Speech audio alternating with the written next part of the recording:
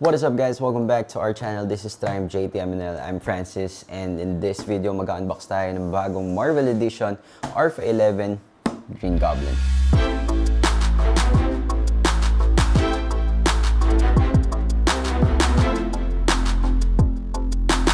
Okay guys, mga criminal, so andito na, dumating na yung ating Alpha 11 Green Goblin and meron na din tayo mga iba pang mga i-unbox na Alpha 11 na gusto namin ipakita sa inyo, pero in this episode we're going to unbox this new Marvel Edition Green Goblin nga.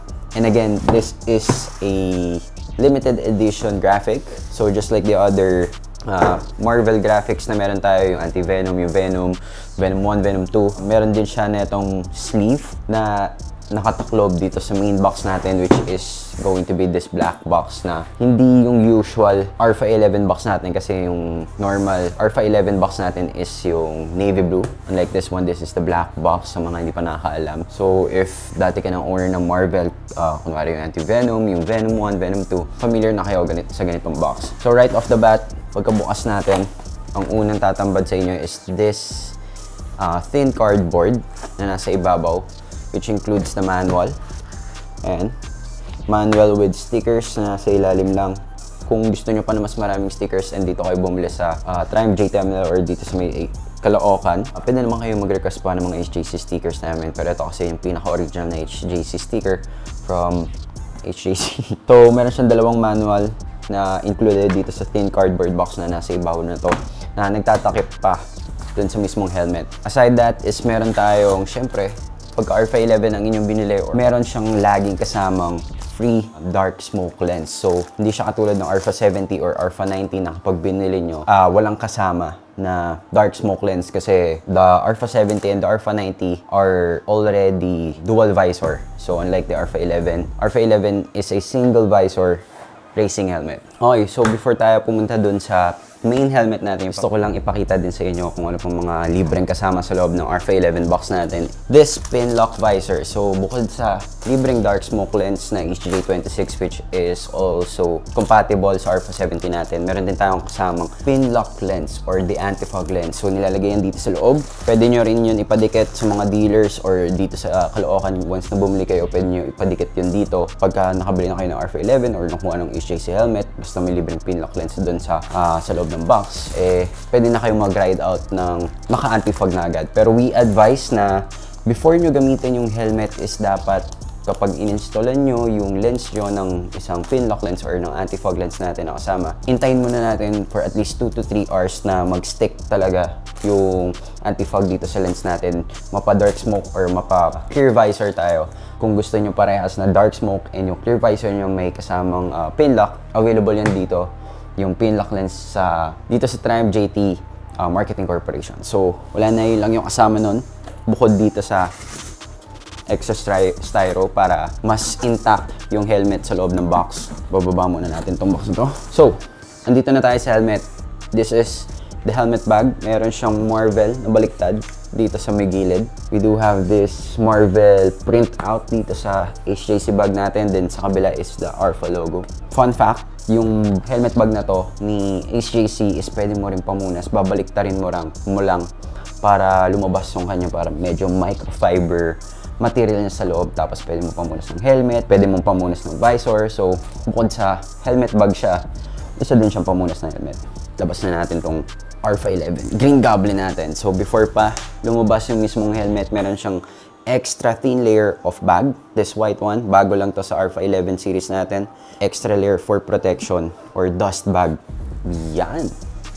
So guys, ito yung ating Alpha 11 Green Goblin. So it's a combination of the violet or medyo dark-ish violet and the green. And take note, hindi ito yung Green Goblin na nakikita natin sa Spider-Man 1 and then sa Spider-Man Homecoming or No Way Home pala, sorry. Hindi siya yung Green Goblin. This is the Green Goblin na galing sa comic books. Okay, this is the comic book edition. Hindi siya yung mukha ng helmet ni Willem Dafoe.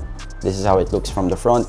Then sa likod, meron siyang pumpkin na nakasmile. Ito yung sumasabog na granada niya. From the eyes, to the mouth. Dito sa mga ngipin niya, the details are really well done. So talagang hindi lang siya basta nilagyan ng ngipin, hindi lang siya basta nilagyan ng mata. Actually, mata may ugat. Mga konting information lang sa Arpha 11 natin. This is the Arpha 11. Isa sa high-end natin before the Arpha 1 kasi lumabas na yung Arpha 1. Before, ito yung pinaka high-end natin when it comes to single visor racing helmets, pero lumabas na si Arpha 1. So this is a single visor, kaya meron siyang dark smoke lens na kasama, as I've said kanina. Ito yung mga nasa box.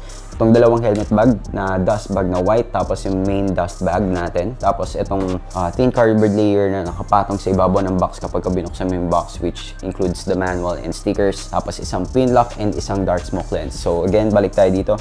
We have air vents here sa taas, dalawa. Hindi siya dependent, hindi rin siya kiniklip. These are like rolling pins parang sa mouse nyo. Tapos meron din tayo dito sa brow. May on-off siya. Ito, clips to. Then dito sa may chin part, we have two vents dito, dalawa sa may gilid, then isa sa labas. Then meron din to sa loob. Etong ayan. So bukod sa labas na meron siyang on and off ng vents natin sa chin part, meron din siya sa loob. This is also comms ready or cardio ready or Sena ready kung anong communication devices man ang meron kayo.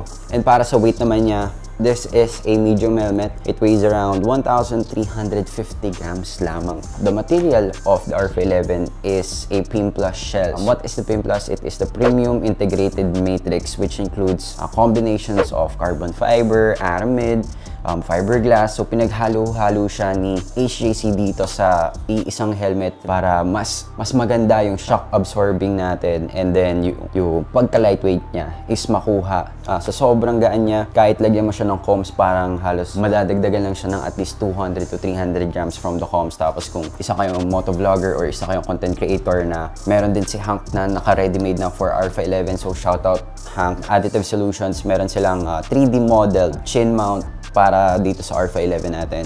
So this Arpha 11 is also with a removable chin curtain and cheek pads. It's really easy para matanggal natin and malabhan natin once na kunwari maulanan tayo, tapos ito yung gamit natin. Madali natin malalabhan yung mga cheek pads natin and madali din natin mababalik. Ang pagbalik, i-click nyo lang, aalay nyo lang yung mga reds or yung mga clips nya, then balik na. And also for the safety feature, this is already a double D-ring locking mechanism. So hindi siya yung easy or quick access natin na pwede natin gawin with gloves.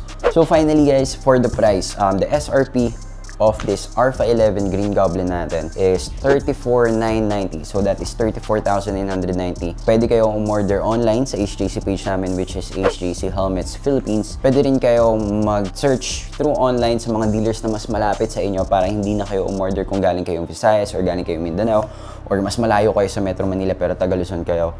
Mas maganda, syempre, di ba, yung mabibili nyo na ng malapit sa inyo. So don't forget na meron din kami mga dealers just like Team Graffiti.